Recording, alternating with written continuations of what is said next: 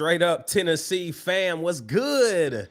Everybody, it's your boy Ruck in the building, man. It is finally here. The Citrus Bowl is tomorrow. I can't believe that we've been waiting this long. I can't believe that we actually get to see number 8, Nico Lawrence, roll out as QB1 for the Vols. A lot of things to talk about tonight, though. I think, a lot of uncertainties right now. Who starts in the back end? I mean, obviously we see who we think is going to be there, but I think, is it the right four? What happens when you look on the offensive side of the football? What receivers get the go? Is it going to be Chaz? Is it going to be Caleb? Obviously, you can look at a depth chart and it can say one thing, but we've also seen with the Josh Heupel era of things that depth chart doesn't really mean a lot when it comes to skill positions. What are we going to see tomorrow? I know one thing for certain. We're going to see number 8, Nico Lawrence, start his first game as a Tennessee Volunteer. Can we get the outcome that we want? Let's talk about it tonight, man. Welcome to the live show. It's Straight Up Tennessee, baby. It's your boy Ruck in the building. Y'all already know what it is. Welcome to the Sunday Fun Day live show. Let's get this thing going the right way. Y'all know what it is, man. It's Straight Up Tennessee, baby.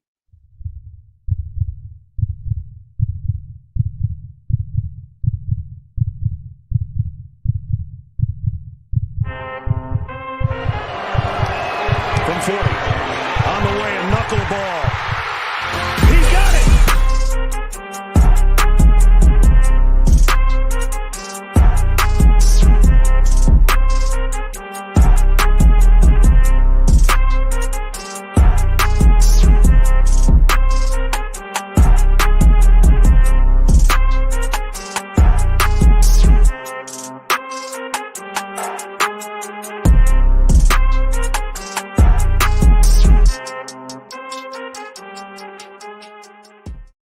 Good, baby. It's your boy Ruck in the building, man. Shout out to everybody watching tonight, man. Y'all know what to do. Like, comment, subscribe. Hit that bell notification right now, man, so you never miss an episode. We hit the 900 subscriber mark.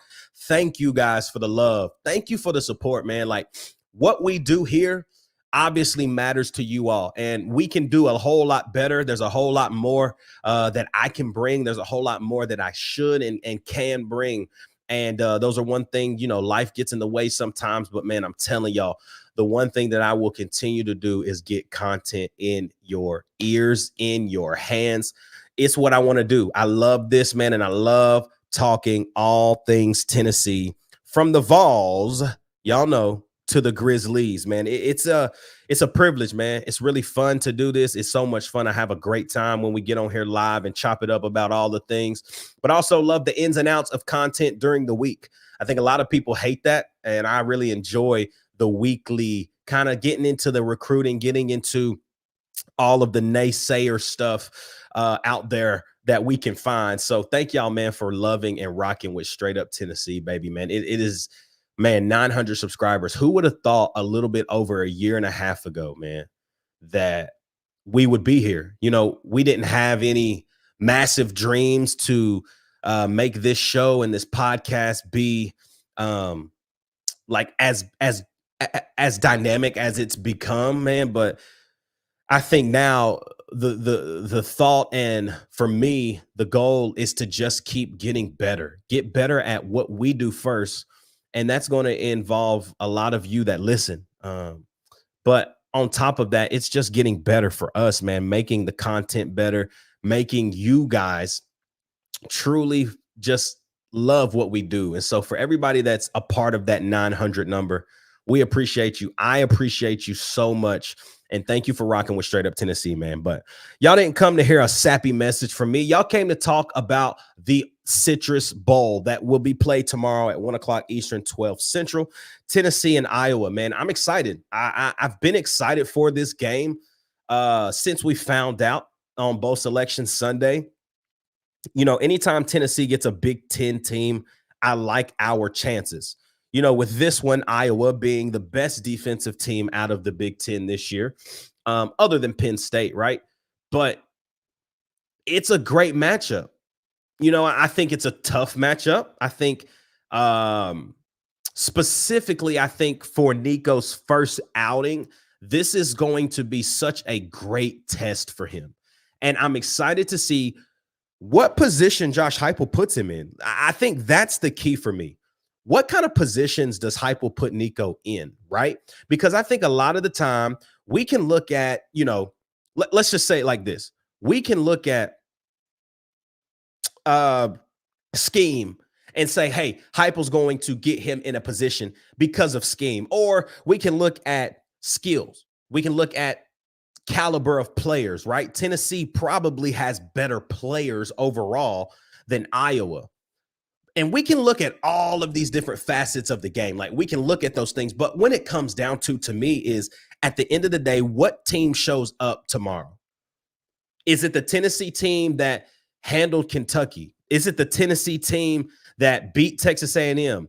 Is it the Tennessee team that of old that can score 40 and you just got to catch up? Like what version of us rolls out there? For Iowa, I think it's, can we continue to dominate on the defensive side of the ball and do just enough for our offense to have some relief, because they can't score, y'all. Their offense is 130th, I think, in the entire country. That is terrible. I mean, that is bad.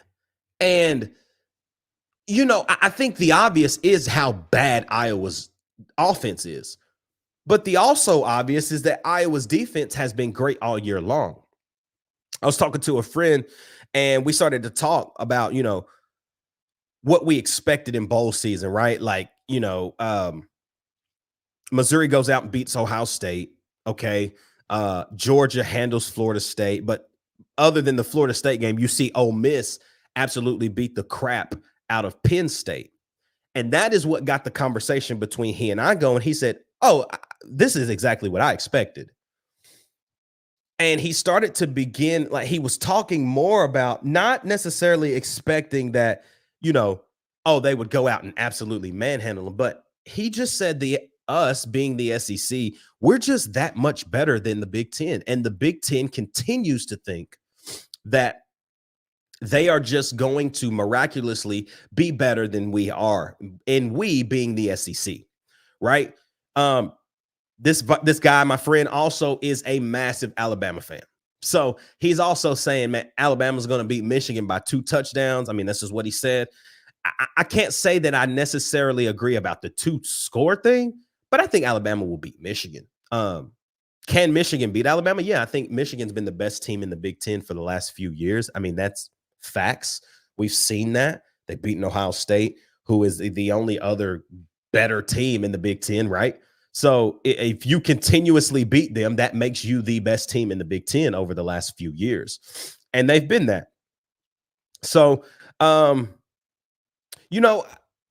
again, I think with this game, and you can scheme up. I think Heupel's going to scheme things up. But at the end of the day, it's player versus player, which team shows up. And so I'm more excited to see what could be for Tennessee in 24, right? We saw Oklahoma. They looked terrible in their bowl game. We go to Norman in 24.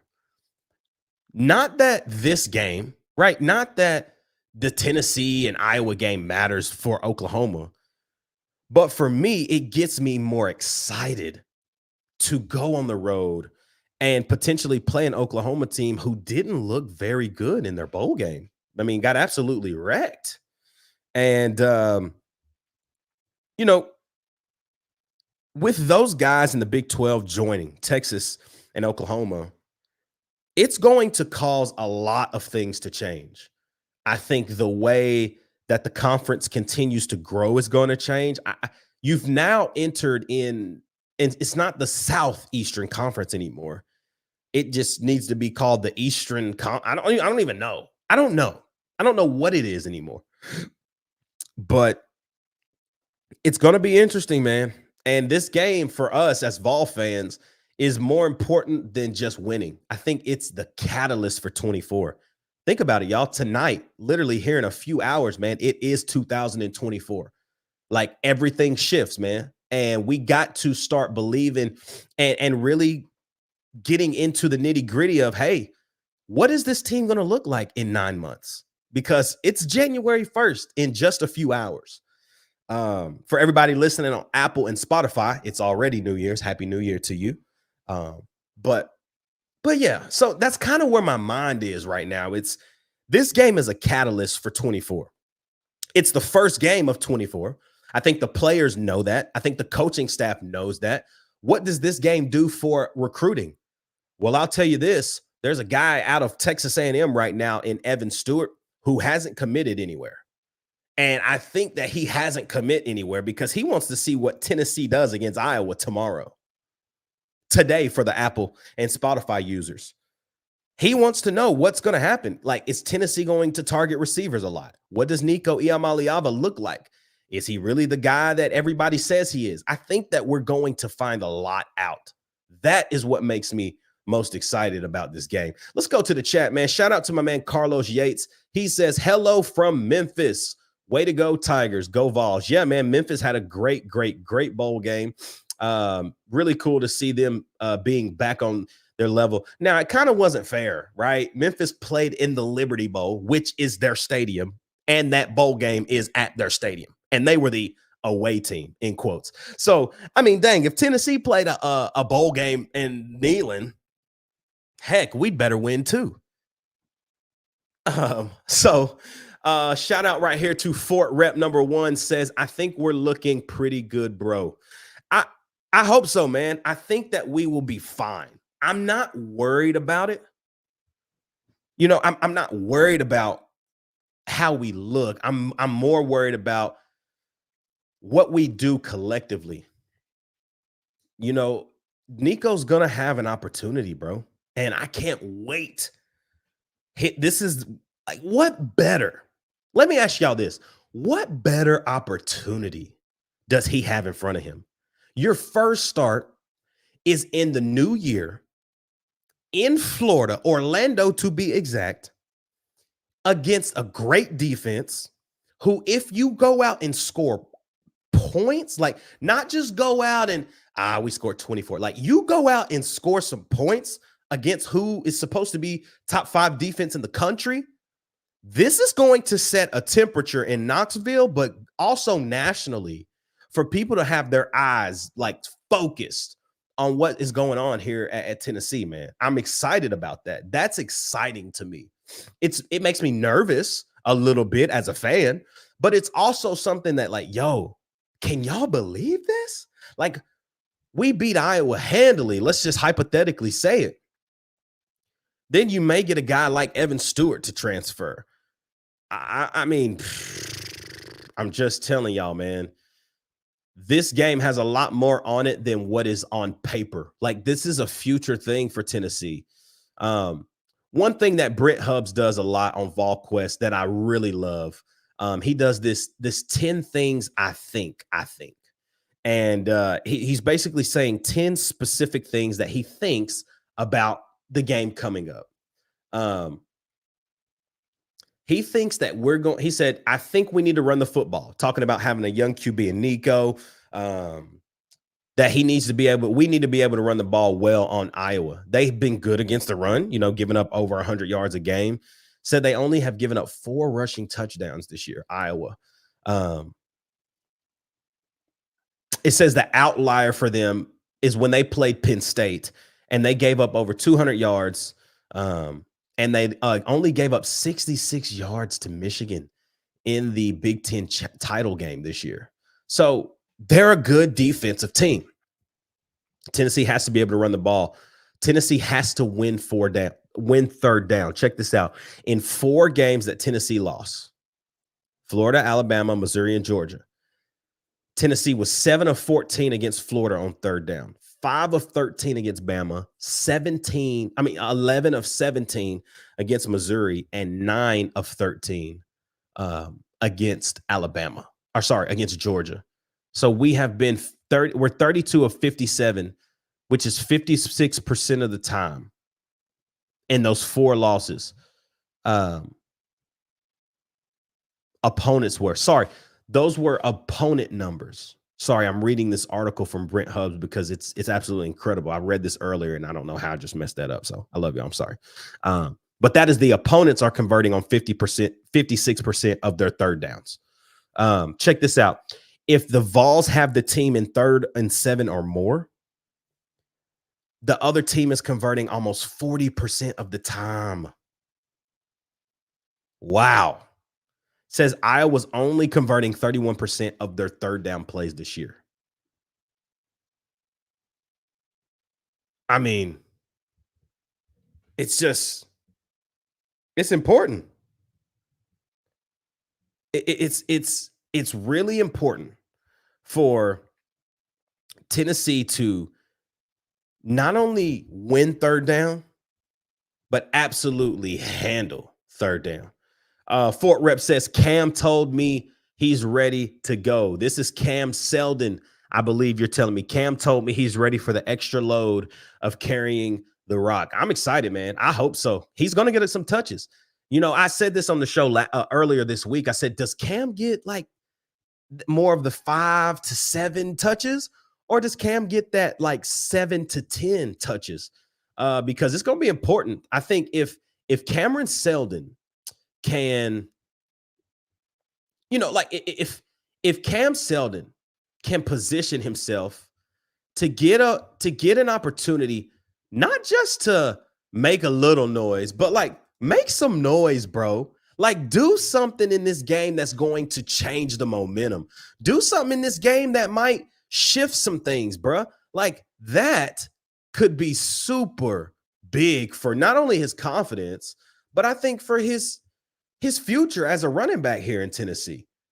Hey, man, shout out to you, my guy. This is Cam Seldon's uncle right here, man. Fort Rep, man, bro, you can, if you haven't subscribed, you got to subscribe to the channel because we got to get Cam on the show. We do a player series, man. We've had anywhere from my family, Peerless Price. We had Dylan Sampson on the show last year. We had Dante Thornton on the show. Man, we need to get Cam on the show.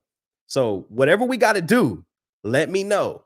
We'll hit him up, bro, because we got to get him on the show and get to learn more about Cameron Seldon, who is definitely going to be RB2 leading into the 24 season. So shout out to you, man. Thank you for tapping in with us tonight. But yeah, again, let me go back to this article a little bit about the think. I think one of the things that he said this is play well in space. He says he doesn't think there's going to be a ton of one-on-one matchups because it's going to be a lot of space, reading the defense, finding those holes. Nico's going to have to really read coverage, look through some gaps, like figure this thing out. He said Iowa doesn't really give up explosive plays. So if we get a screen, we got to make the guy miss. If we get a dig route, we got to get some yak. We got to make people miss in the open field. We got to make people we got to challenge and really force Iowa to feel as if they can't stop. Like they can't stop us. And so if we can play well in space, get loose on the outsides, when we got good gaps and we got good holes, Dylan Sampson, Cam Seldon, Squirrel White on the outside, these guys got to be ready to go because we're not going to have many, like Brent Hubbs said, one-on-one opportunities. But I think with the opportunities that come, we have to execute them, and they got to be big plays. They haven't given up a ton of explosive plays, and we have to make sure that if they present themselves, that we go ahead and execute. Execution is going to be massive for us. You know, I think for Tennessee, all in all, it's going to take a few things. It's going to take maybe some patience. It's going to take maybe some getting into a feel of the game. It's going to take even maybe a little bit of not just patience, but making the right plays at the right time type things. Because if they do that, then I think we're going to see something special happen tomorrow against Iowa. If we start to rush ourselves or we start throwing the football X amount of times and it just doesn't make a lot of sense, I think we'll be in trouble.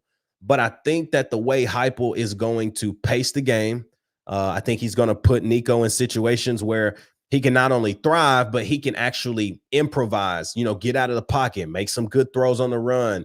I don't think we'll see as many screen passes as Joe Milton was throwing. I think that those balls will turn into down the field hitches, digs, slants, even, because I believe they know that Nico can make those throws. So let's see what this gangster man doing over here. Y'all see who it is, man. It's the Brody. We on, bro. We on. Man, tell the boy, tell him, hey, I'm so proud of you. Oh, shoot, bro. It's been a while. It's been a minute, man, but it's good to have this. The boy Turn in the building, y'all. We just chopping it up, having fun, man. Just talking about, bro, what can happen tomorrow? Check this out right here. Fort Rep 1, who is in here. This is Cam Seldon's uncle. And I've already asked him. I said, bro, we got to get Cam on the show. So we got to figure out a way to get that man on the show. Very excited, man. But here's what I got to tell y'all real quickly. And the boy Turns here now. Try and get his internet back a little bit. Probably the biggest thing that I'm interested to see is, again, Tennessee only has 9 scholarship defensive backs on the roster for this game. So that, to me, means that you're going to not only see Ricky Gibson starting corner on the other side, but 1,000%. You're going to see Jordan Matthews, Christian Conyer. You might see a little bit of John Slaughter. You're going to see Jordan Thomas. You're going to see Andre Turrentine. This defensive back room, we all talked about it all last year, and as they were being recruited, it's like, yo, this is the future. But now the future is now. And so seeing these guys get on the field is going to be special to me, because if they can go out and make plays, then it definitely lets you know that it's not Martinez, but instead it kind of is him, because he's still playing veterans over guys that are better. So I'm interested to see that. That's my biggest thing, is like, what are they gonna, like, if they come out and ball?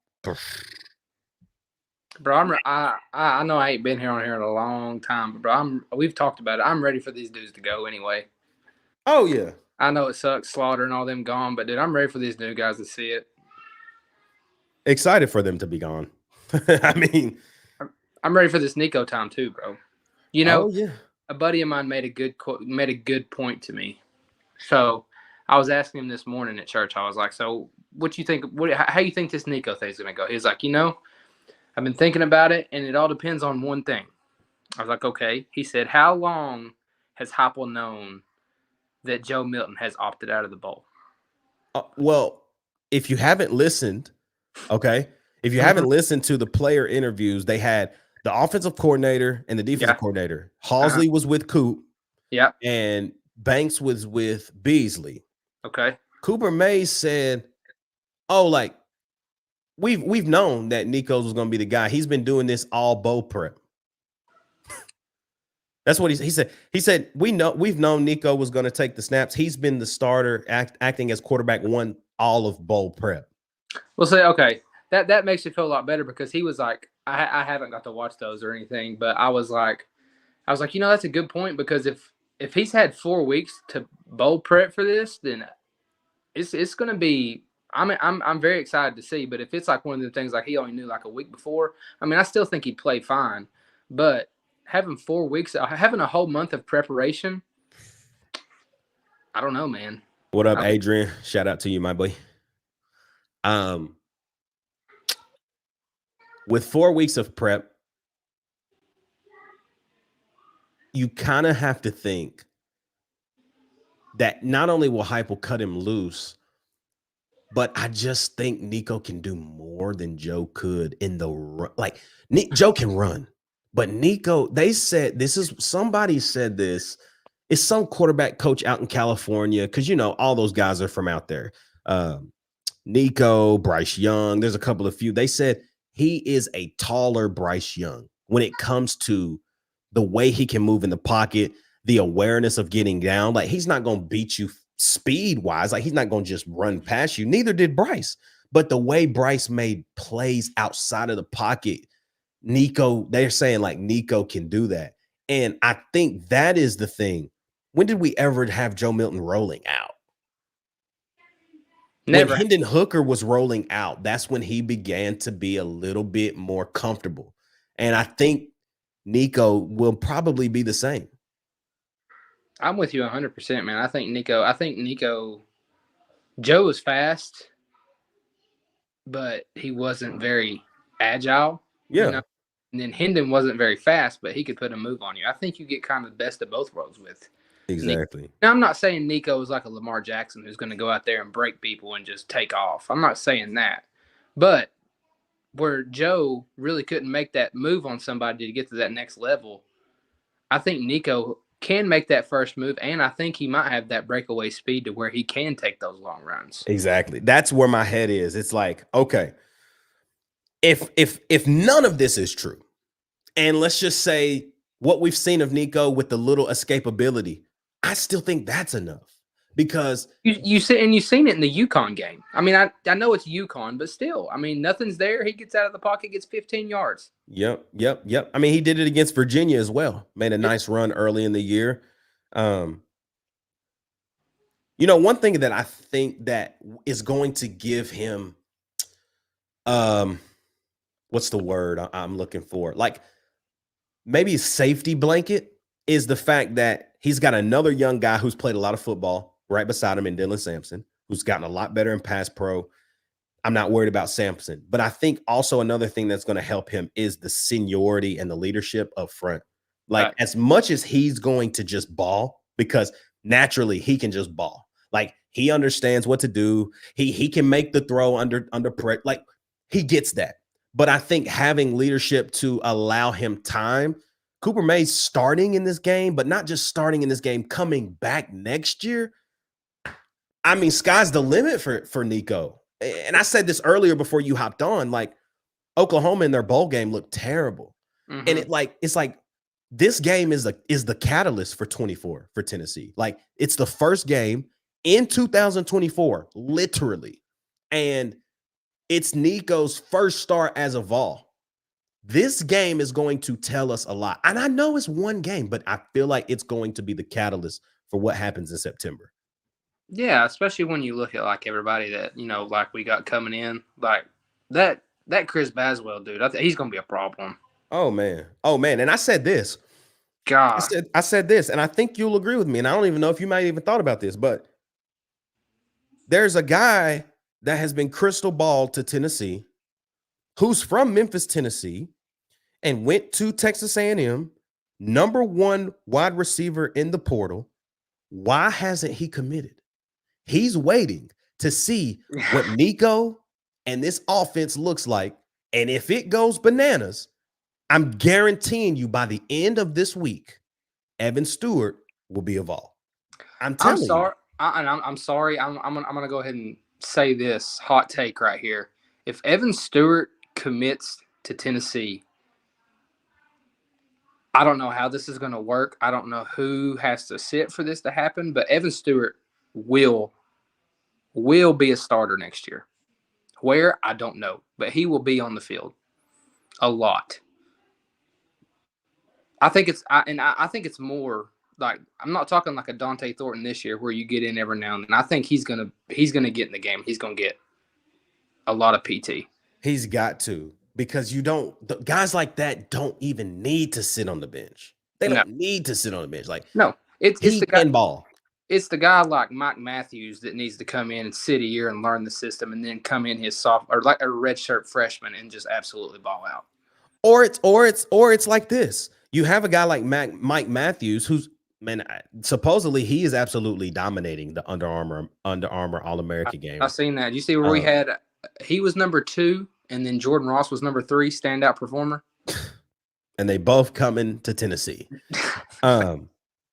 the thing about all of that, it's like I think Mike is gonna learn, but I feel like he could also have a role a little bit like Carnell Tate did for Ohio State. Like Ohio State had some receivers that got hurt, Facts. and Tate began to play a lot more. Like when you run 80 plays a game, Carnell Tate was on the field earlier in the year, like 11 of the snaps. I think you'll see a lot of that early with Mike, and pending injury, which it always happens.